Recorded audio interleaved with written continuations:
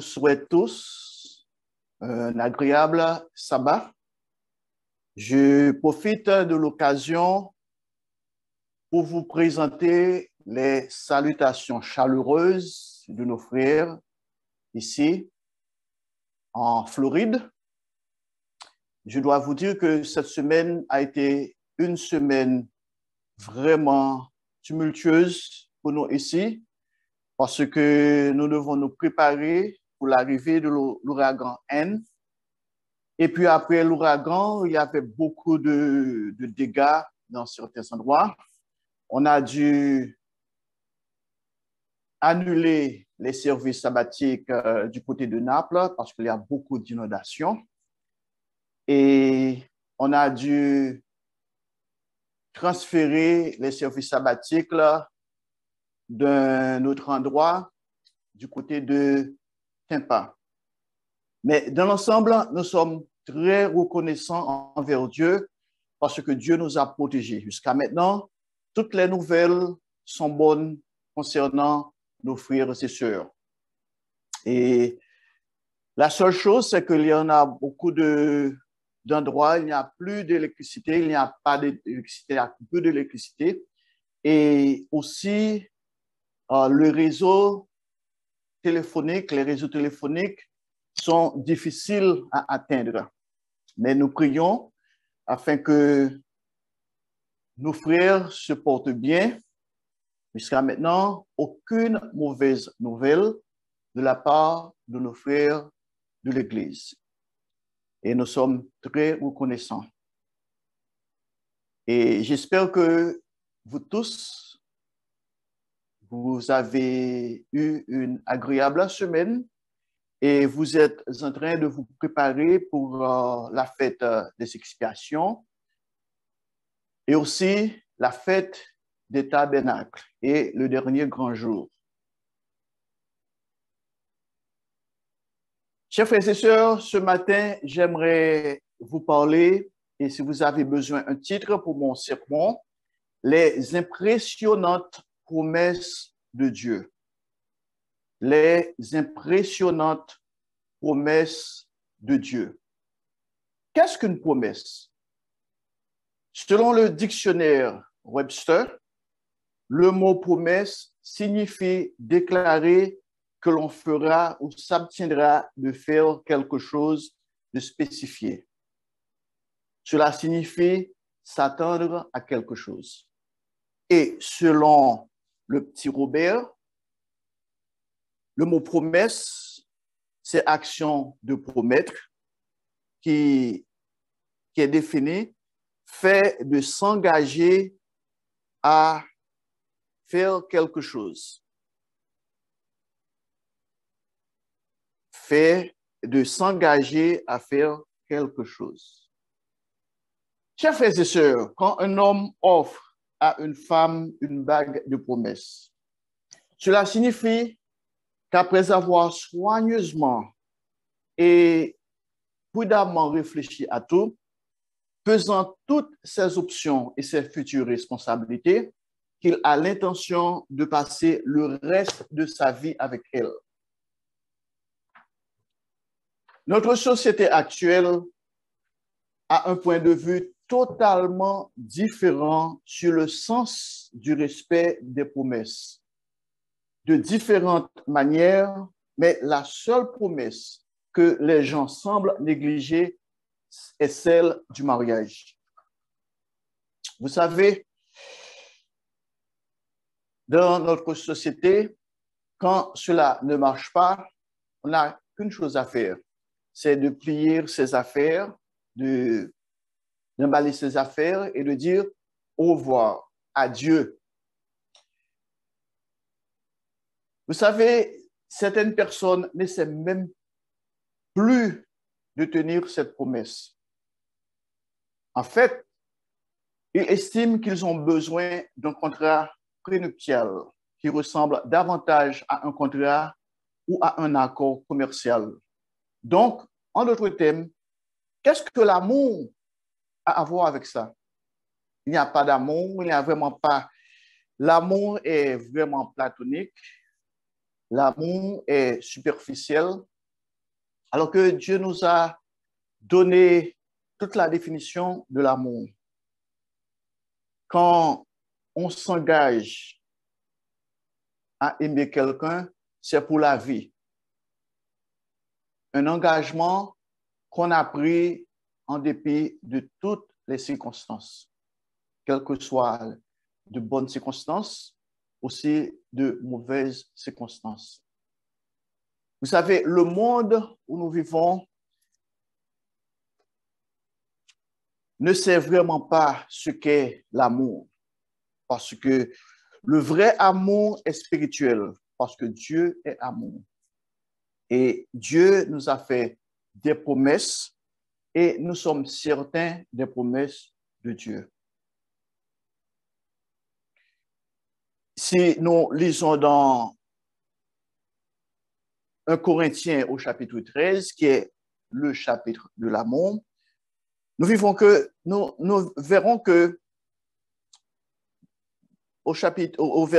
commençons au verset 2, et quand j'aurai le don de prophétie, la science de tous les mystères et toute la connaissance, quand j'aurai même toute la foi jusqu'à transporter des montagnes, si je n'ai pas l'amour, je ne suis rien. Et quand je distribuerai tous mes biens pour la nourriture des pauvres, quand je livrerai même mon corps pour être brûlé, si je n'ai pas l'amour, cela ne me sert à rien. Au verset 4, l'amour est patient, il est plein de bonté, l'amour n'est point envieux, l'amour ne se vante point, il ne s'enfle point d'orgueil, il ne fait rien de malhonnête, il ne cherche point son intérêt et il ne s'irrite point. Il ne soupçonne point le mal, il ne se réjouit point de l'injustice, mais il se réjouit de la vérité. Il excuse tout, il croit tout, il espère tout, il supporte tout. Au verset 8, l'amour ne périt jamais. Les prophéties seront abolies, les langues cesseront, la connaissance sera abolie. Chers frères et sœurs, Dieu nous a donné toutes les bonnes formules pour avoir une vie heureuse, même dans notre mariage. Voilà pourquoi l'Église recommande également un conseil, même avant de se fiancer, afin que nos sentiments soient impliqués. Parce que les émotions peuvent peindre une image complètement différente, couvrant la réalité de la vérité. J'ai déjà mentionné comment un couple du siège social était allé voir M. McNair pour une consultation prénuptiale. La dame portait déjà une bague de fiançailles. Il semble donc que peu importe ce que M. McNair suggère ou conseille, cela tomberait probablement dans l'oreille d'un sourd, comme on dit dans notre langage, sourd d'oreille. Et lorsque ce couple, le monsieur et la femme, sont entrés dans le bureau de M. McNair, la première chose qu'ils ont dite, c'est que peu importe ce qu'ils pensaient de leur relation, ils ne consultaient pas parce que ils attendaient une réponse de M. McNair. Ils cherchaient à être conseillés parce qu'on leur avait demandé de le faire. Mais de toute façon, ils ont tous deux dit que leur décision était déjà prise. C'est que peu importe, M. McNair, ce que vous dites, nous avons déjà décidé, nous allons nous marier. Et le ministre, alors, parlant de M. McNair, leur a dit que dans leur cas, il n'en avait pas besoin. Et il a refusé de le marier. Ils sont donc allés à la recherche de ministres et on finit par en trouver un qui les a mariés. Et j'étais vraiment heureux que il n'était pas venu me voir parce que c'était une situation délicate pour ce couple. Car tous deux avaient été mariés avant d'être baptisés dans l'Église. Et il y avait beaucoup de ramifications de leur relation et il y avait certaines questions qui devaient être discutées avant qu'ils se marient. Vous savez, certains couples cachent ou refusent de discuter certaines choses avant le mariage. Je me rappelle, ma femme et moi avons eu besoin de conseils parce que nous sommes venus de deux milieux et de cultures différentes. Et je me rappelle, et quand j'ai rencontré ma femme, elle était étudiante à l'ambassadeur collège, alors que moi, j'avais mes plans, j'avais déjà tout planifié pour mon avenir. J'avais commencé à construire une maison, j'avais un terrain et c'était mes plans. Et à ce moment-là, j'étais à l'université, j'étudiais pour devenir médecin, alors que c'était tout à fait planifié. Alors que ma femme, elle vivait en Amérique et il y avait beaucoup de discussions, beaucoup de planification. Il faut changer des plans. Nous avons tous deux la même couleur de peau, mais les cultures peuvent être un problème si elles ne sont pas comprises. On ne peut pas se fier uniquement à la couleur de la peau parce que deux personnes se ressemblent. Et parfois, même quand on a les mêmes dialectes, on parle la même langue, on a des cultures similaires, mais il y a aussi des divergences. Voilà, chers frères et sœurs, on doit prendre beaucoup de précautions, on doit analyser, tout analyser avant de s'engager. Parce que quand on s'engage, c'est fini. On s'engage et plus tard, on ne peut pas dire, ah bon, j'ai été déçu, je ne savais pas. Maintenant, il faut rétablir les choses, il faut détruire ou bien recommencer à zéro. Vous savez, ma femme et moi avions beaucoup de choses en commun, mais il y avait encore des différences. Comme la majorité des Afro-Américains, ma femme a grandi avec un seul parent à la maison, avec une mère qui travaillait dur pour subvenir aux besoins de ses enfants. Alors que j'ai grandi dans une société dominée par les hommes, avec les deux parents à la maison et une bonne qui vivait avec nous. Ma mère ne travaillait pas à l'extérieur de la maison. Mon papa, lui, c'est lui qui avait un salaire et mon papa travaillait, il laissait la maison, il laisse la maison le matin, il revient dans la soirée et bon, et vous savez bien, et vous savez ces choses-là dans notre culture. Mais la mère, pour ma femme, était différente parce que sa maman est décédée d'une leucémie lorsqu'elle avait 14 ans. Elle a donc dû vivre dans des foyers d'accueil. Ma femme a été émancipée en tant que mineure à 17 ans. Elle vivait seule et s'occupait d'elle-même à 17 ans. Ce n'était pas facile. Comprenez ceci, pour une jeune fille de 17 ans, vivant seule, pour prendre soin d'elle, et non seulement il fallait continuer ses études, il fallait travailler, il fallait prendre soin d'elle-même. C'était dur. Mais comme je vous ai dit, nous avions beaucoup de choses en commun. Nous avons tous deux été élevés dans l'Église catholique et nous nous comprenions très bien spirituellement. Nous avions beaucoup en commun. Nous avions tous deux et bien comprendre les doctrines de l'Église. Voilà pourquoi ma femme, quand elle est retournée à l'ambassade au collège, elle était allée voir des ministres, et elle était allée demander des conseils. Et moi, de mon côté, à ce moment-là, j'avais M. John Hartford qui me conseillait. Il y avait M. Réclor, que vous connaissez bien, qui me conseillait. Et aussi, il y avait le ministre local qui me conseillait.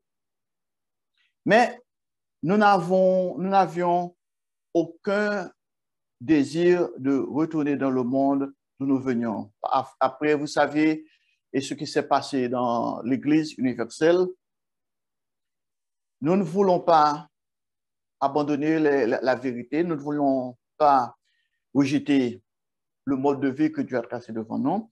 Nous nous accrochions tous deux aux promesses de Dieu. Et nous avons commencé à nous fréquenter il y a 38 ans de cela. Et nous sommes mariés depuis 36 ans. Et comme je vous ai dit, à Pasadena, il y avait une équipe de 5 ministres qui ont approuvé notre mariage. Cependant, l'un des camarades de classe de ma femme à l'ambassade au collège n'a pas approuvé notre relation. Parce que je me rappelle, ce monsieur-là était un ministre. Bon, il était devenu ministre, il était ordonné en tant que ministre, et il devient notre ministre à Haïti. Et il m'a dit que s'il avait su que ma femme et moi sortions ensemble, il nous aurait demandé de rompre notre relation. Il pensait que Cécilia devait épouser un autre étudiant qui est afro-américain. Mais ce n'est pas l'idée de Cécilia. Cécilia, de son côté, trouvait que le jeune homme était très arrogant et pompeux. Et parce qu'il avait été choisi comme un ministre stagiaire. Et en plus, ma femme disait qu'elle n'avait aucun désir d'épouser un ministre. Donc, elle se sentait en sécurité avec moi. Eh bien, 20 ans plus tard, ma femme a découvert que Dieu a le sens de l'humour et qu'il a le dernier mot sur ce qu'il veut pour chacun d'entre nous. Vous savez, et j'ai toujours exprimé, je m'exprime toujours de cette façon. Je n'ai pas choisi le ministère.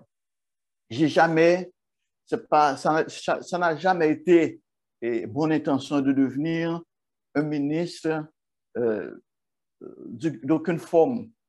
Parce que comme je vous ai dit, quand j'ai commencé à étudier la vérité, quand j'ai commencé à écouter le monde à venir sur les ondes, à ce moment-là, je me concentrais à étudier la médecine. C'était mon but de devenir un médecin et de prendre soin des malades et de gagner ma vie. Et vous savez, la vie d'un ministre n'est pas un titre. Ce n'est pas un titre d'être un ministre, d'être un pasteur. Car un ministre, quand on est un ministre, vous êtes un serviteur. Votre vie ne vous appartient plus. Et je dois vous dire, chers frères et sœurs, parfois même quand je suis ici, et je suis ici la majeure partie de mon temps, je pense, je réfléchis comment faire avancer l'œuvre de Dieu, comment prendre soin du troupeau, parce que Dieu m'a confié cette mission de prêcher dans Marc 15, notre mission, c'est de prêcher la bonne nouvelle et aussi de paître le troupeau. Et il faut chercher comment à remplir notre mission. Et on ne peut pas vraiment se penser à soi-même, de dire, bon, tout est bien avec moi, parce que comme cette semaine, avec l'arrivée de l'ouragan, j'ai pris du temps pour appeler chacun des frères et appeler les diacres pour savoir est-ce que tout le monde est à l'abri, est-ce que tout le monde a de quoi pour prendre soin d'elle-même, est-ce qu'il y a des préparations, tout cela. Alors, j'ai passé tout mon temps, des jours, non seulement à planifier pour moi-même et pour ma famille, mais pour les frères de l'Église, les congrégations de Melbourne, les congrégations de Plant City, au Tampa. Et parce que là, c'est ma responsabilité. Et même après l'ouragan, il fallait prendre du temps pour contacter les gens, pour les appeler, pour savoir et qu'est-ce qui s'est passé, est-ce qu'ils ont besoin de quoi que ce soit, est-ce qu'ils sont protégés par l'ouragan. Et non seulement cela,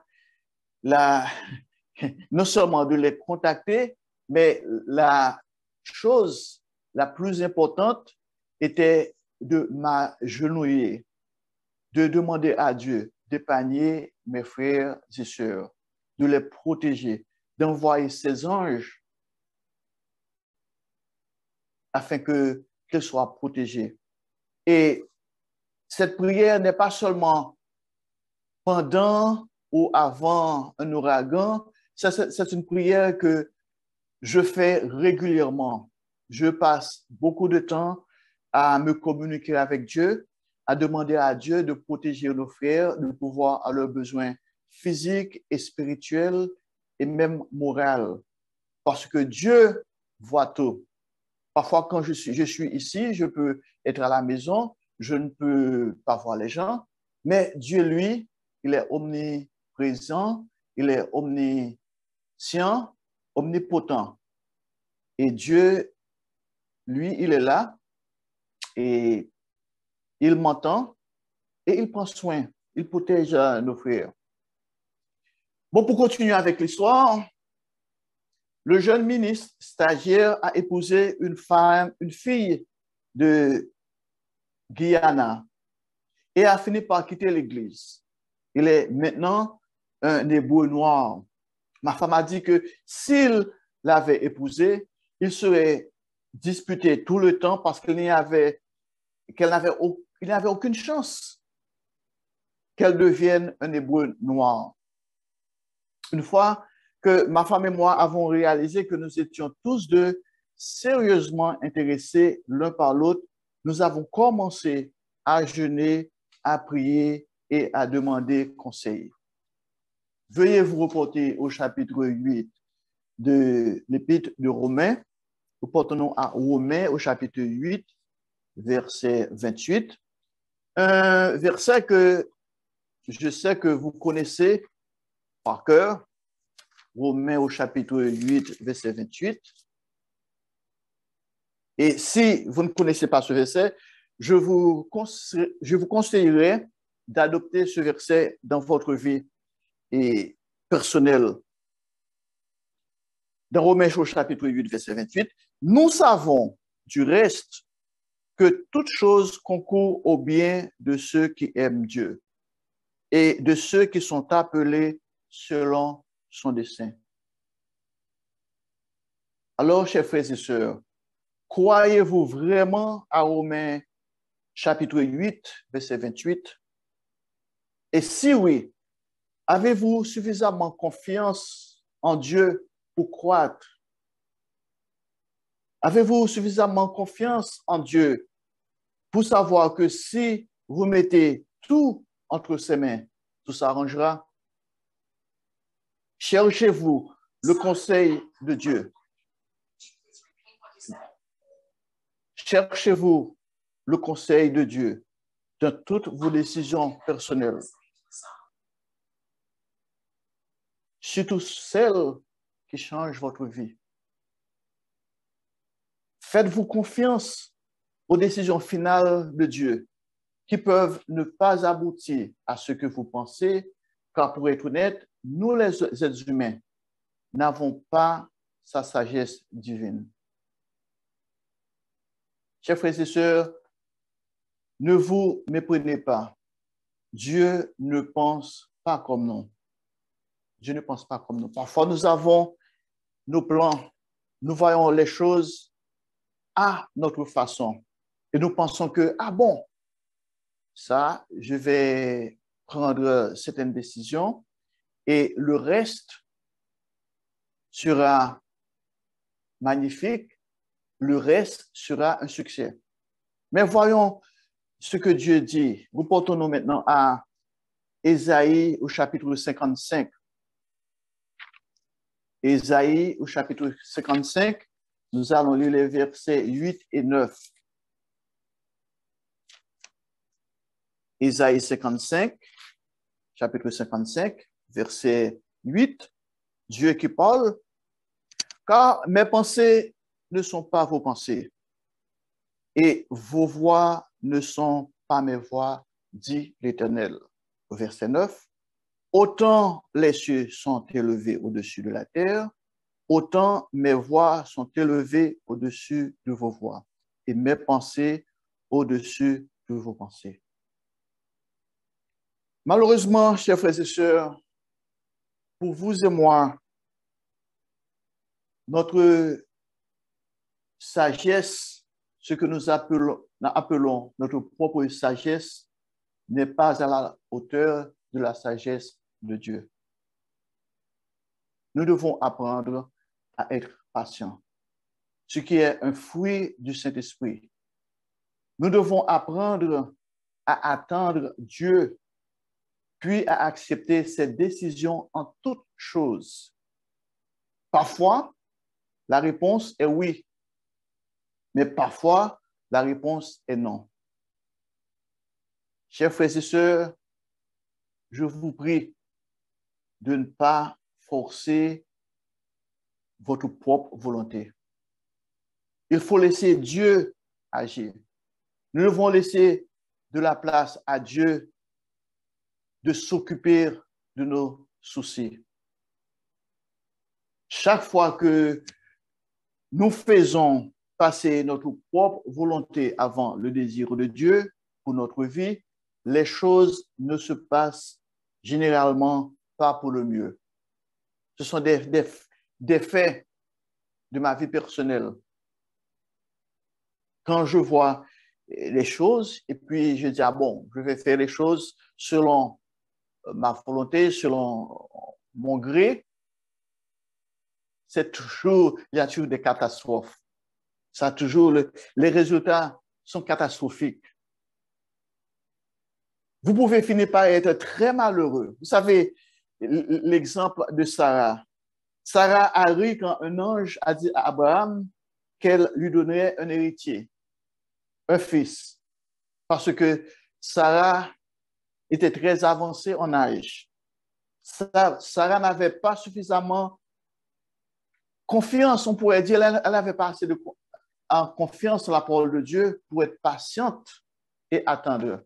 Vous savez, l'histoire, Sarah a pris les choses en main et a décidé qu'elle avait un meilleur plan d'action.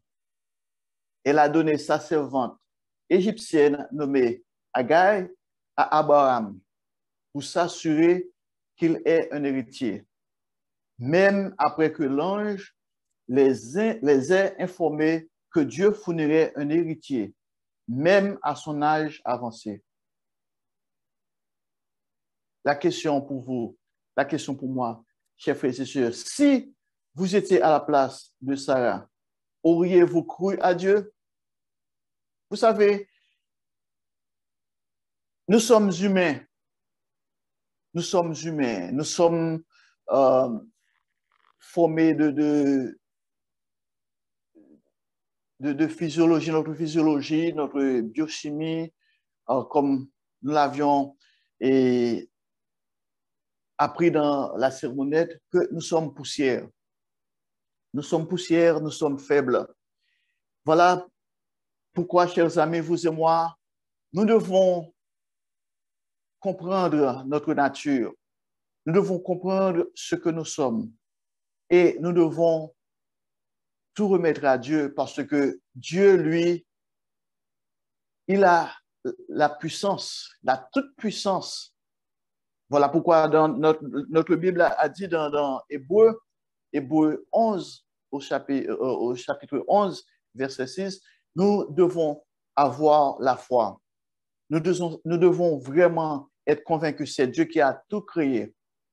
La Bible nous dit que le commencement de la sagesse est la crainte de Dieu. Aussi, si je peux renverser ça, la crainte de l'Éternel est le commencement de la sagesse. En d'autres parts, il a dit la crainte de l'Éternel est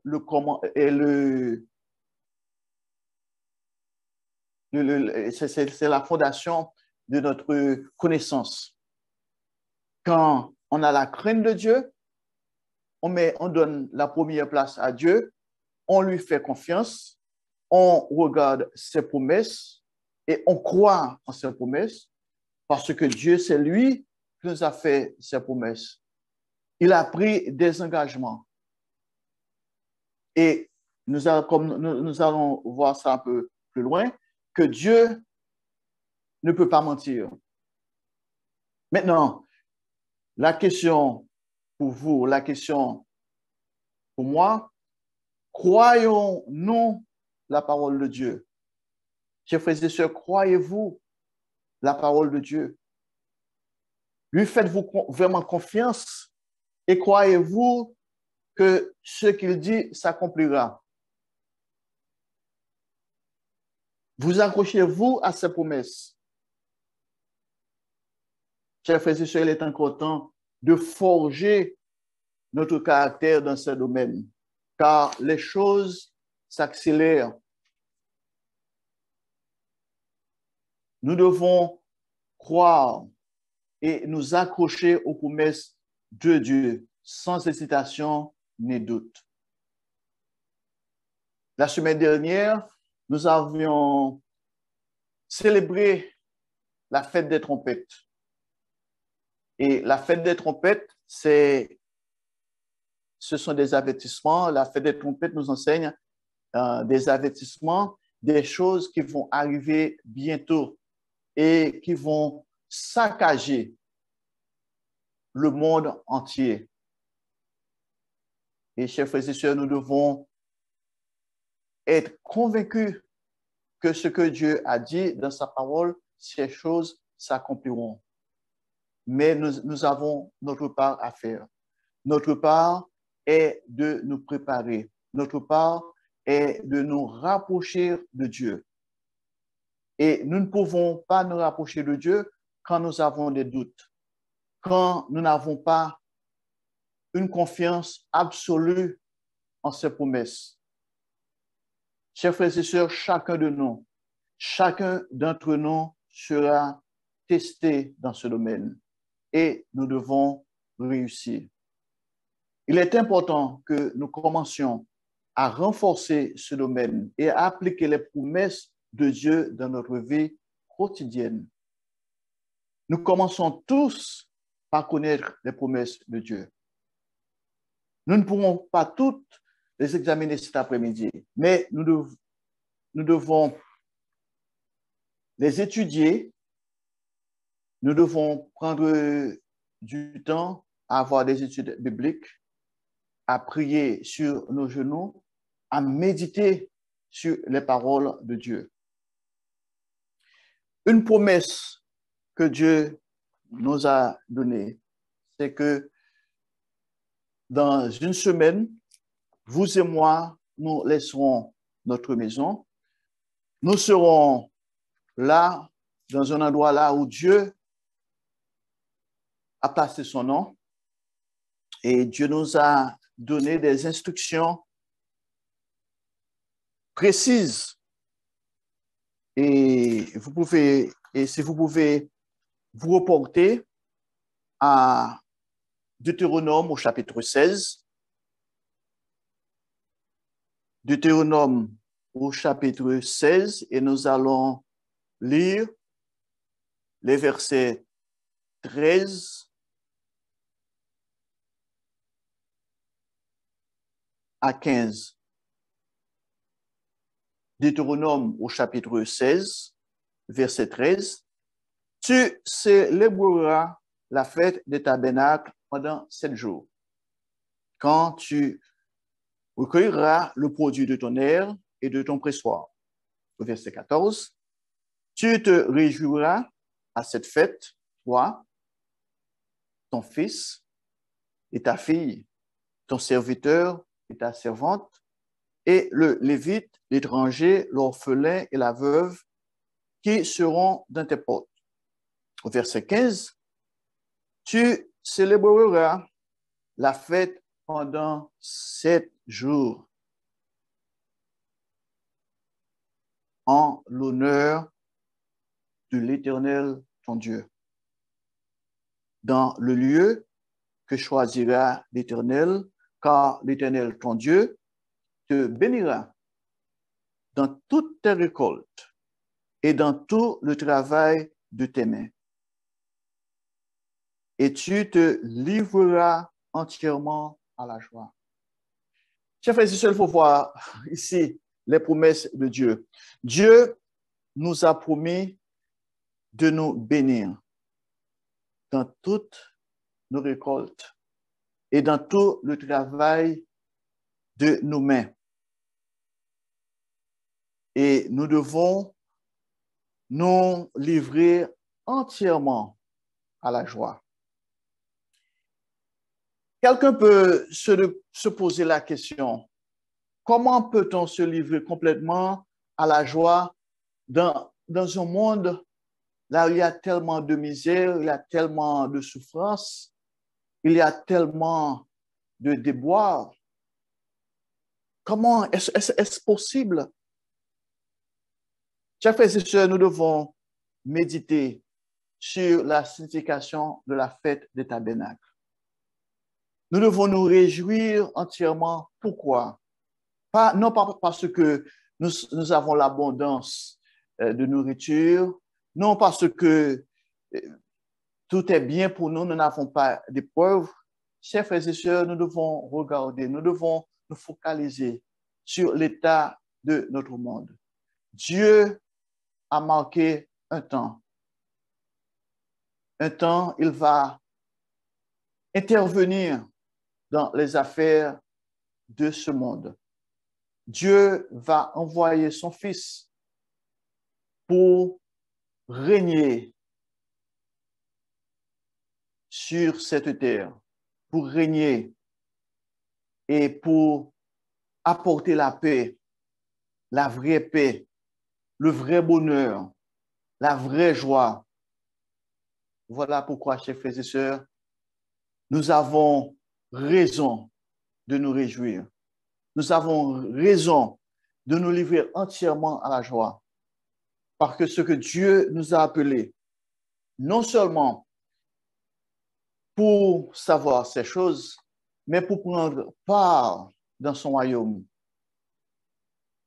Dieu nous a appelés, si nous persévérons jusqu'à la fin, jusqu'au but, comme nous l'avons entendu dans la sermonnette, si nous allons vers l'avant, à coup sûr, nous serons enfants de Dieu, nous prendrons naissance dans sa famille.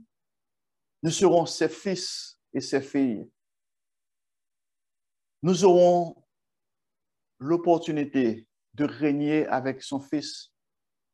Dieu nous a fait des promesses que nous savons qui sont certaines. Il nous a promis de devenir roi et sacrificateur. Ça, c'est notre but. Ça, ce sont des choses que nous devons prendre à cœur. Dieu ne peut pas mentir. Ainsi, chers frères et sœurs, nous allons passer le reste du temps à examiner quelques-unes des promesses de Dieu.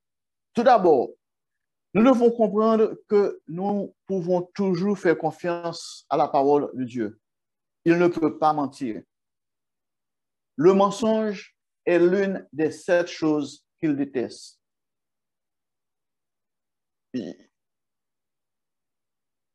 Reportons-nous à Nombre au chapitre 23, verset 17. Nombre, chapitre 23, verset 17.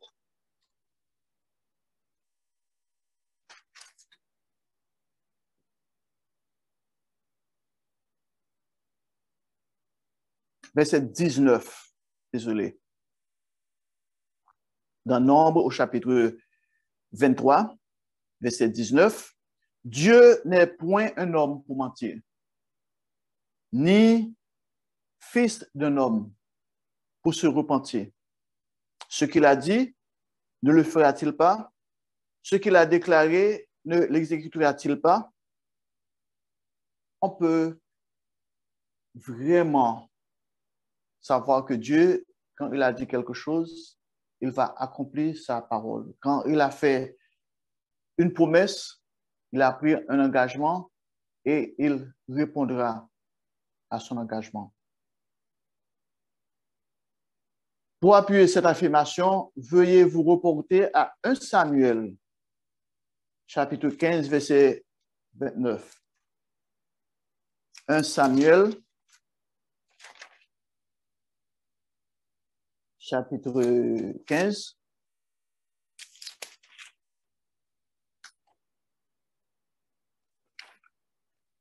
verset 29.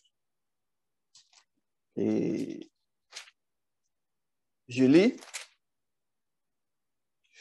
Celui qui est la force d'Israël ne ment point et ne se repent point.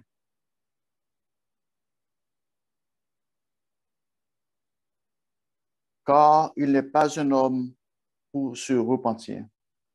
Vous savez, les hommes, surtout les politiciens, ils font beaucoup de promesses, surtout au moment des élections. Il faut promettre tellement de choses, de grandes choses, mais quand ils arrivent au pouvoir, bon, ça c'est vraiment, ça c'est la façon des hommes. Et parfois, même nous qui sommes dans l'Église, parfois nous devons faire attention à faire des promesses. Parfois, nous faisons des promesses. Je me rappelle parfois, quelqu'un peut venir vers moi pour me dire des choses, et puis bon, des choses qui ont beaucoup de sens. Et parfois, je dis, ah bien, bon, je comprends. Et puis là, cette personne-là pense, ah bon, ok, c'est une promesse. Ah bon, puisqu'il a pris son temps de partager ses idées avec moi, et son idée ou ses idées, et puis bon, maintenant, c'est ratifié. Alors que on doit faire attention. Et parfois, on fait des promesses, on dit, ah bon, ok, et voilà ce qu'on peut faire, ce que je peux faire, et ce que je ferai. Mais à la fin, ça n'a pas accompli. On a des empêchements, on a des pieds d'achoppement.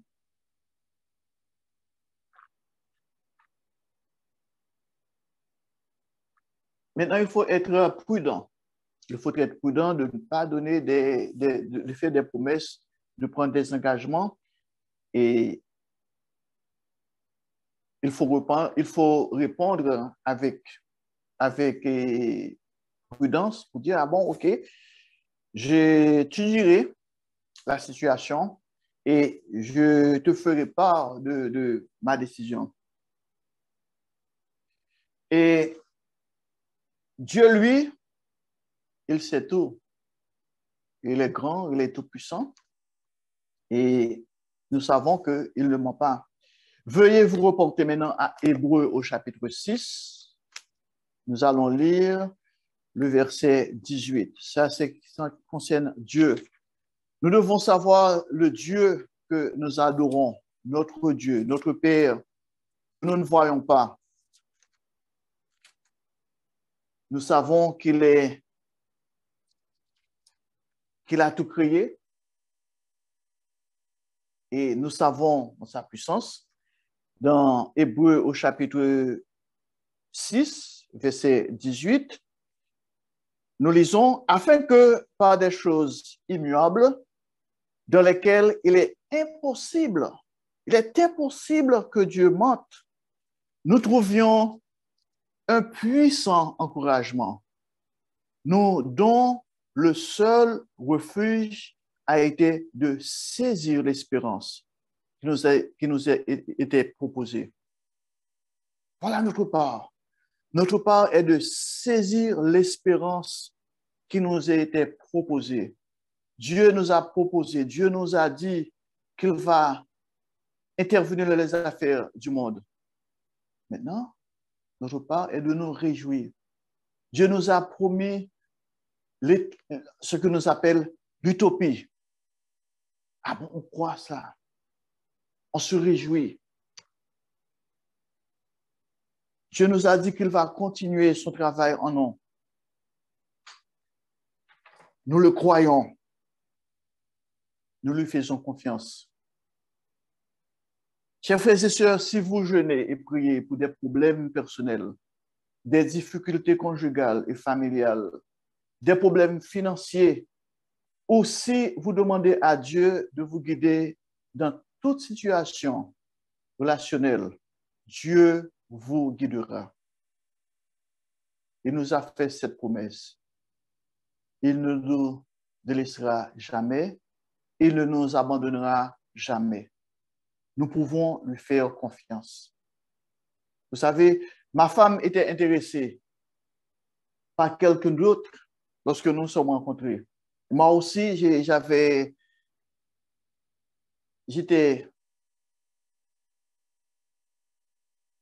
intéressé à quelqu'un d'autre.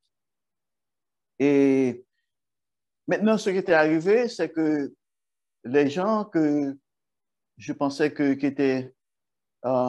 j'avais des intérêts ne sont plus dans l'église. De même que pour ma femme, et ce monsieur, ce jeune homme, que le ministre a voulu qu'elle fréquentait, et il n'est plus dans l'église. Vous savez que nous voulions tous de quelqu'un qui aime le mode de vie de Dieu.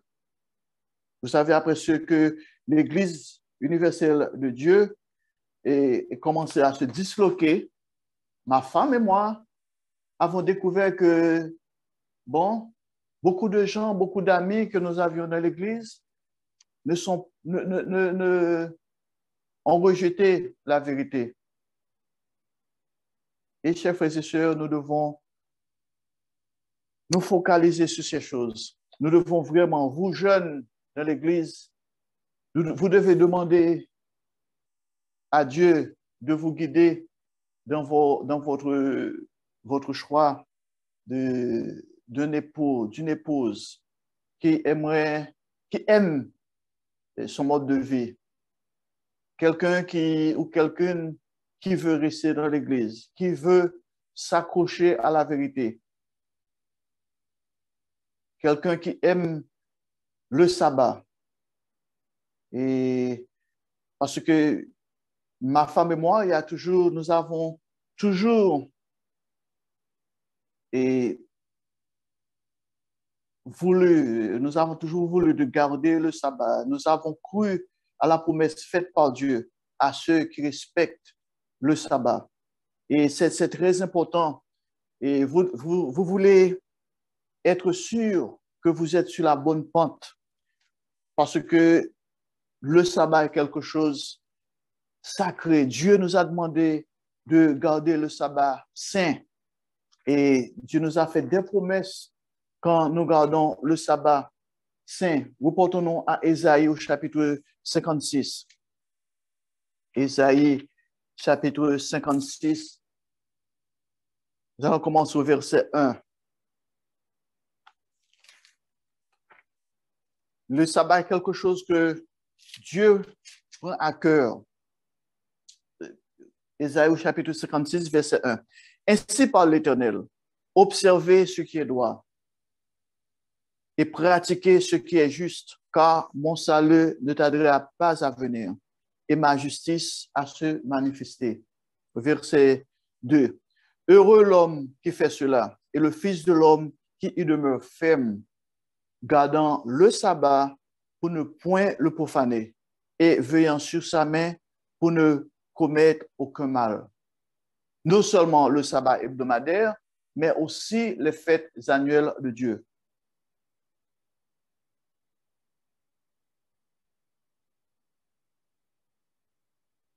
Nous devons faire attention aux gens que nous avons des relations avec, même si c'est des gens qui sont dans l'Église, des gens qui ne sont pas dans l'Église, et nous devons être sûrs que ces gens-là ne vont pas nous détourner de notre obéissance à Dieu, parce que cela peut arriver. Reportons-nous maintenant à Ésaïe au chapitre 58, lisons les versets 13 et 14. Des promesses que Dieu nous a faites quand nous gardons le sabbat saint. Ésaïe au chapitre 58, verset 13. Si tu retiens ton pied pendant le sabbat, pour ne pas faire ta volonté en mon saint jour, si tu fais du sabbat tes délices pour sanctifier l'Éternel en le glorifiant, et si tu l'honores en ne suivant point tes voies, en ne te livrant pas à tes penchants, à de vains discours, verset 14, alors tu mettras ton plaisir en l'Éternel. Et ici, la promesse, une promesse que Dieu nous fait. Et je te ferai monter sur les hauteurs du pays. Je te ferai jouir de l'héritage de Jacob, ton père, car la bouche de l'Éternel a parlé.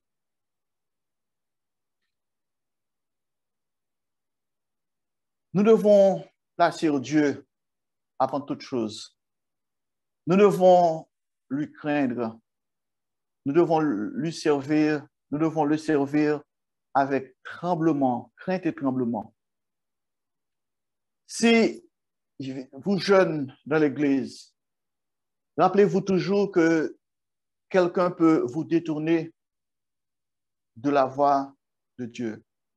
Et vous devez à tout prix vous éloigner de cette personne.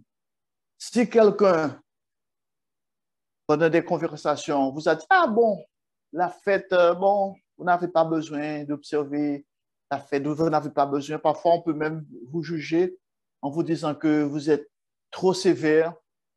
Chers frères et sœurs, si c'est Dieu qui vous a demandé de faire quelque chose, vous devez donner la première place à Dieu. Vous devez répondre à Dieu comme les apôtres ont répondu dans Actes des apôtres. Il faut obéir à Dieu plutôt qu'aux hommes. Si c'est votre patron qui vous a dit, ah bon, vous ne pouvez pas avoir des jours de congé pour garder la fête, il ne va pas vous accorder le temps nécessaire. Chers frères et sœurs, il y a des décisions à prendre. Nous devons donner la première place à Dieu. Nous devons lui obéir. Chers frères et sœurs, alors que nous nous rapprochons de la fin, nous serons confrontés à de nombreuses épreuves sévères. Notre société est dans un chaos total en ce moment, surtout en ce qui concerne les difficultés financières. Les prix de la nourriture, de l'essence, des loyers, des hypothèques et des produits de première nécessité n'ont jamais été aussi élevés et continuent d'augmenter chaque jour. Ne négligez pas de payer votre dîme. Souvenez-vous toujours de la promesse de Dieu de prendre soin de vous. Il y pourvoira. Veuillez consulter le chapitre 3, Malachie, Reportons-nous à Malachie au chapitre 3, un verset que vous connaissez tous. Malachie au chapitre 3, verset 8. Un homme trompe-t-il Dieu? Car vous me trompez et vous dites, en quoi t'avons-nous trompé? Dans les dîmes et les offrandes. Et au verset 9, vous êtes frappés par la malédiction. Et vous me trompez, la nation toute entière. Au verset 10, apportez à la maison du trésor toutes les dîmes, afin qu'il y ait de la nourriture dans ma maison. Mettez-moi de la sorte à l'épreuve, dit l'Éternel des armées. Et vous verrez si je n'ouvre pas pour vous les écluses des cieux, si je ne répands pas sur vous la bénédiction en abondance.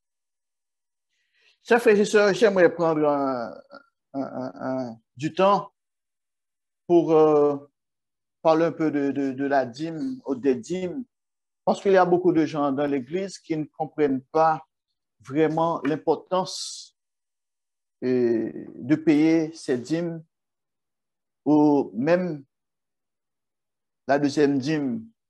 Vous savez, la première dîme, et une autre fois, une autre occasion, je prendrai un peu plus de temps pour expliquer ces choses, pour chercher, pour avoir les Écritures avec moi et pour vous expliquer.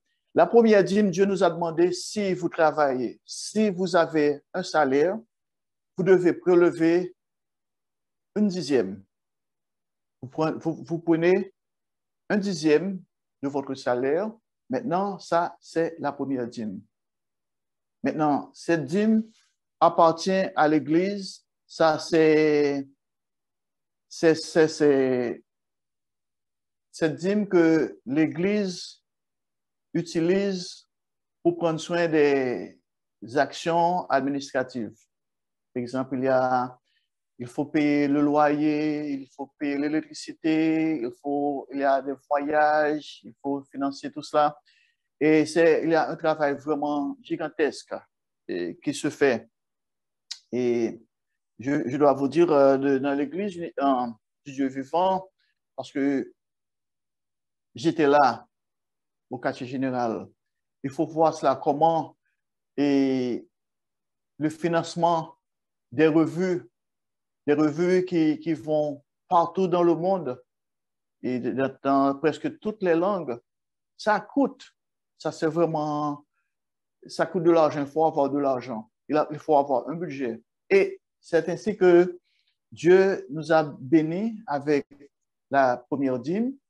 Maintenant, avec la première dîme, on peut faire des dépenses et pour prêcher l'évangile à toutes les nations.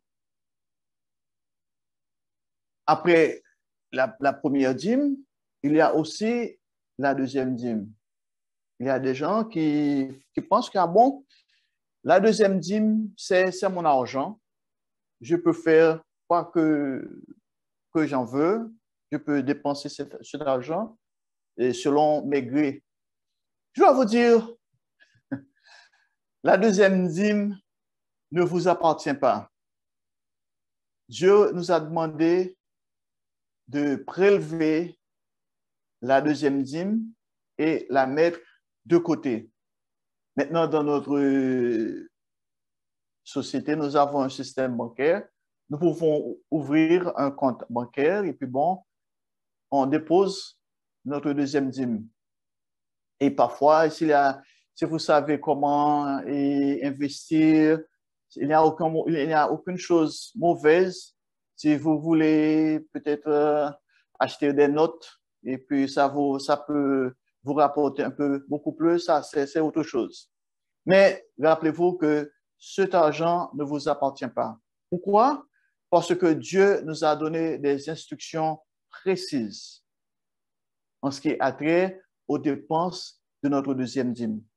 Nous devons économiser notre deuxième dîme Et quand vient le moment de la fête, Dieu nous a demandé de dépenser cet argent selon les désirs de notre cœur. C'est que la deuxième dîme appartient à Dieu.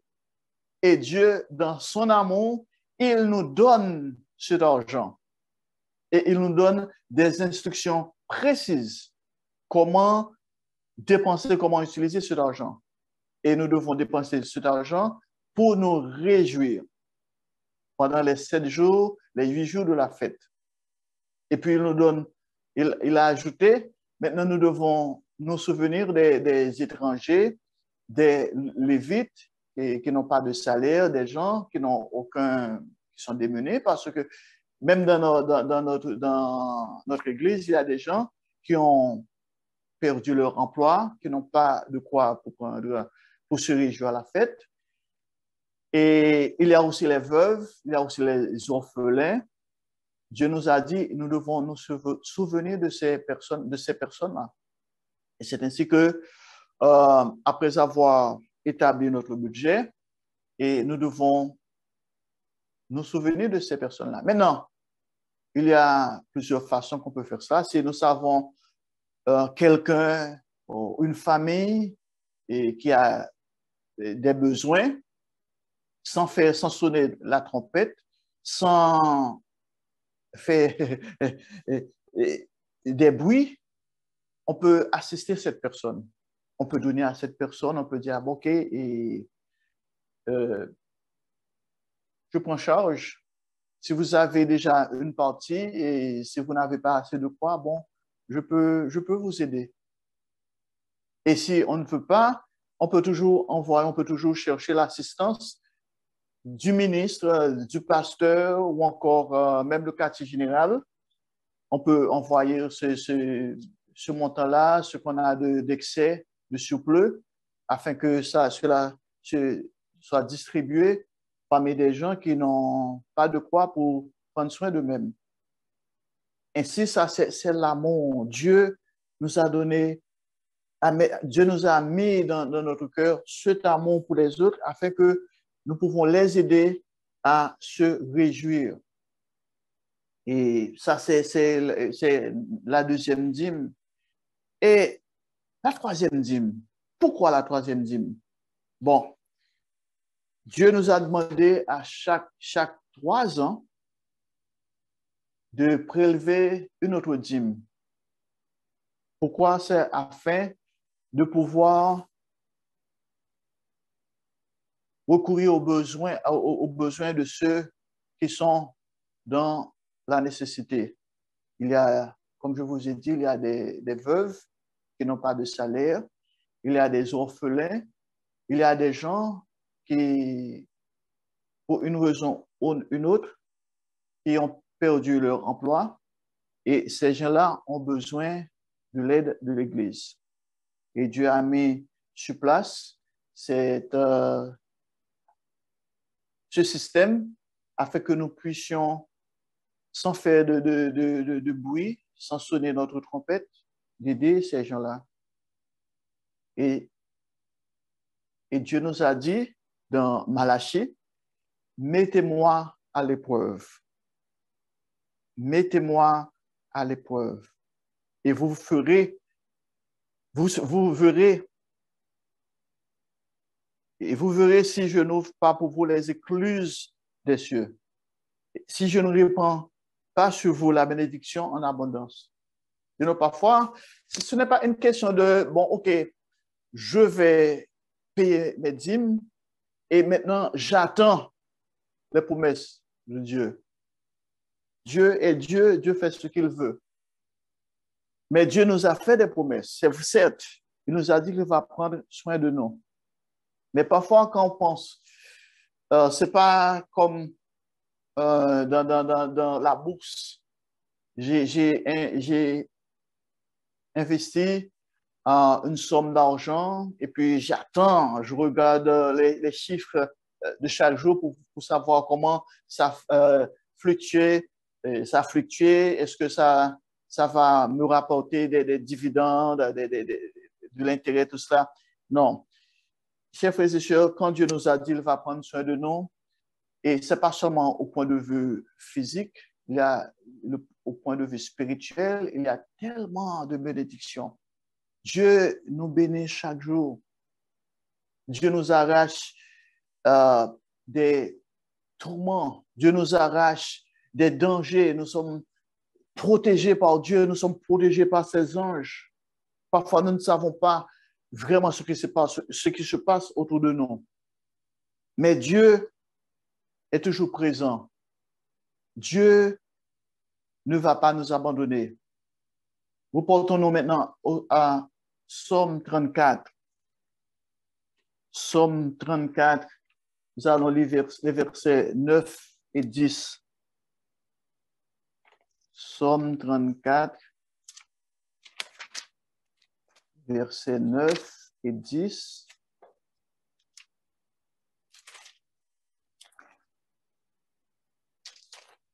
Dans Psaume 34, au verset 9, « Sentez et voyez combien l'Éternel est bon. Heureux l'homme qui cherche en lui son refuge. » Verset 10, « Craignez l'Éternel, vous ses saints, car rien ne manque à ceux qui le craignent. » C'est notre monde, les gens de ce monde ne peuvent pas comprendre ce genre de choses. Si vous n'avez pas la foi, si vous ne mettez pas Dieu là où devrait y être, si vous ne craignez pas Dieu, vous ne pouvez pas comprendre ces choses. De sentir et voir combien l'Éternel est bon. Notre Dieu est bon. Heureux l'homme qui cherche en lui son refuge. Craignez l'Éternel, vous ses saints, vous qui avez été appelés par Dieu. Vous avez repenti, vous avez été lavés de vos péchés. Vous avez reçu le don du Saint-Esprit. Vous avez en vous un dépôt de Dieu lui-même. Il nous dit ici, rien ne manque à ceux qui le craignent. Rappelez-vous, la crainte de l'Éternel est le commencement de la sagesse. Si vous craignez Dieu, vous donnez à Dieu la première place dans votre vie, vous n'avez rien à craindre. Même s'il y a des épreuves dans votre vie. Chers frères et sœurs, je dois vous dire que quand vous avez des épreuves et vous convergez vos yeux sur Dieu, non sur vos épreuves, le poids de vos épreuves devient moins pesant. Le poids de vos épreuves devient léger. Parce que vous n'allez pas vous apitoyer sur vous-même. Vous n'allez pas chercher à plaigner de votre sort.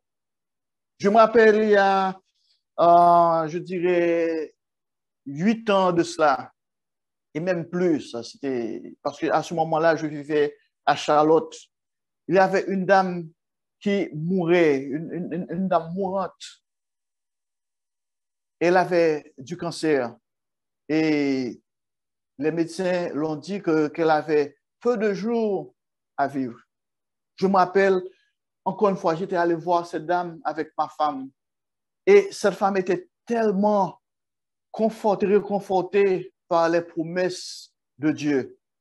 Cette dame était là pour nous encourager, de nous encourager à continuer notre trajectoire, notre vie spirituelle, notre chemin. Cette dame-là, elle était mourante, mais elle n'a jamais, même pas une seconde, de s'apitoyer sur elle-même. Et son mari était là. Elle encourageait son mari. Et il y avait un autre exemple. Il y avait une dame, je me rappelle, cette dame-là travaillait au quartier général. Son mari travaillait encore au quartier général. Cette dame était mourante. Elle avait du cancer, elle mourait de cancer. Alors que cette dame souffrait beaucoup. Ses préoccupations n'étaient pas sur elle-même, mais ses préoccupations étaient pour son mari.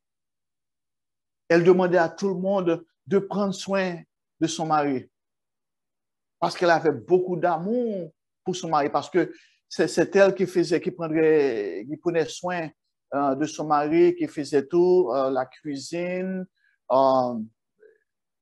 les lessives, tout cela. Alors, elle était très concernée pour son mari après son départ. Chers frères et sœurs, nous devons, quand nous avons des problèmes, quand nous avons des déboires, des épreuves, nous devons converger nos yeux sur Dieu. Nous devons passer beaucoup plus de temps à prier, à demander à Dieu de nous aider à comprendre ses plans de salut, de comprendre mieux ses promesses, de comprendre mieux notre relation avec lui. Et Dieu prendra soin de nous. Dieu nous a dit qu'il ne va pas nous abandonner.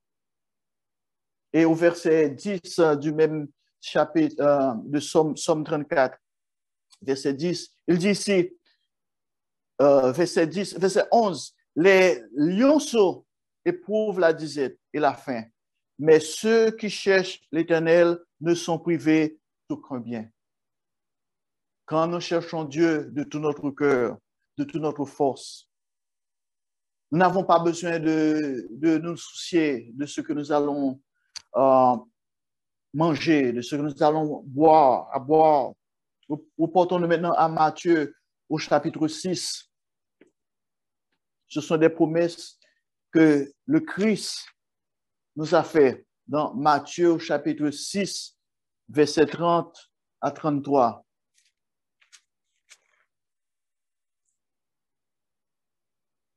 Matthieu chapitre 6, verset 30. Si Dieu revêt ainsi l'herbe des champs qui existe aujourd'hui et qui demain sera jetée au four, ne vous vêtira-t-il pas à plus forte raison, gens de peu de foi? Rappelez-vous ce que la Bible nous a dit. Mon juste vivra par la foi.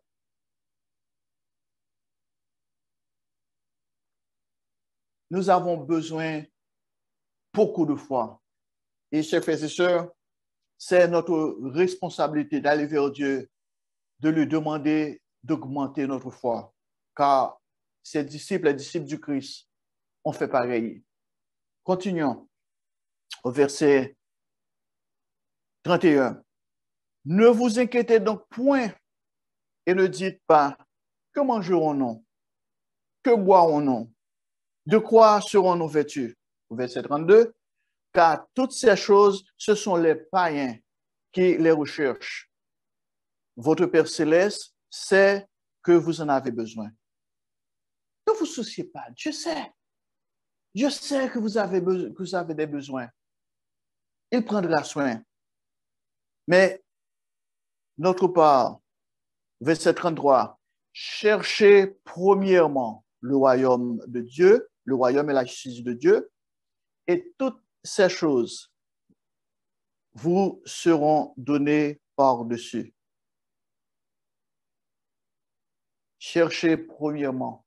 Il faut donner à Dieu la première place. Il faut donner au royaume de Dieu la première place. De nous consacrer, de nous concentrer à vivre de toute parole qui sort de la bouche de Dieu. De nous concentrer, de nous converger sur le grand tableau. De ne pas nous laisser intimider par les choses de ce monde. De ne pas laisser décourager. Nous avons beaucoup de choses dans ce monde qui peuvent nous conduire au découragement. Mais, chers frères et sœurs, nous devons être encouragés, nous devons être fortifiés parce que Dieu nous a donné son Esprit Saint. Dieu nous a fait des promesses. Nous continuons au verset 30 et au verset 34 du même chapitre. Ne vous inquiétez donc pas du lendemain, car le lendemain aura soin de lui-même. À chaque jour suffit sa peine. Ce matin, nous avons examiné quelques-unes des promesses de Dieu en ce qui concerne le conseil, les relations, la prière et le jeûne. La patience, la confiance en la parole de Dieu pour pouvoir aux besoins dans des moments difficiles à venir. Et aussi pour faire face aux problèmes financiers. Chers frères et sœurs, accrochons-nous de toutes nos forces et ne lâchons jamais les promesses de Dieu, car ces promesses sont certaines et véritables. Je vous souhaite tous une bonne fête d'expiation et aussi une bonne fête des tabernacles. Et j'espère vous voir, certains d'entre vous, et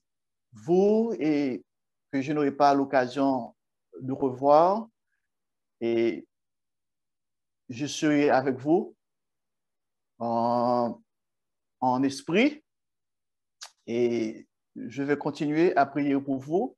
Je vais continuer à demander à Dieu de vous guider afin que votre fête soit réellement un succès.